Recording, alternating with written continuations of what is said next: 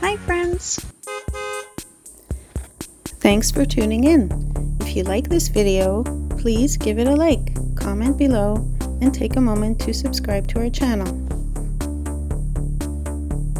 Petit-Matane is a small coastal sector of the city of Matane on the south shore of the St. Lawrence River in Quebec's Bas-Saint Laurent region. There is no separate current population figure for Petit-Matane as it is reported as part of Matane. The city of Matane has about 14,000 residents. Petit-Matane itself is a much smaller community, with homes and properties spread along the coast between the main Matane area and Sainte-Félicité. The Matane region was settled along the St. Lawrence because of its access to fishing, transportation, and natural resources. The river provided an important route for ships, while the surrounding forests supplied timber and supported hunting and other activities.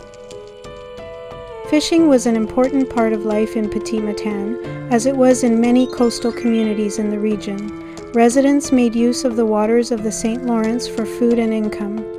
Agriculture also developed inland, while forestry became an important source of employment as roads and transportation improved.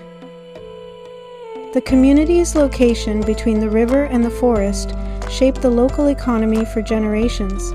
Families often depended on more than one activity, combining farming with fishing or forestry. This was common in rural Eastern Quebec, where seasonal work was often necessary to make a living. Petit-Matane also has an interesting connection to Indigenous history. The traditional Mi'kmaq name for the area is Muntunji. The name is associated with the meaning wooded mountain. The Mi'kmaq had long used the Matane region before European settlement. Today, the economy of Petit-Matane is closely connected with the wider Matane area. Forestry remains important in the surrounding region. Some people work in Matane itself, which is the main service and employment center for the area. Tourism and outdoor recreation are also part of the local economy.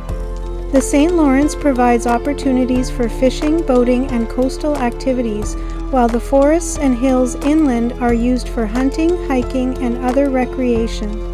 The sector's location along the coast also makes it part of the broader tourist route through the Bas-Saint Laurent and Eastern Quebec.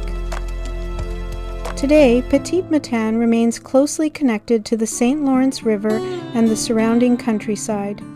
It may no longer have its own municipal government, but its name and history remain part of the Matane area.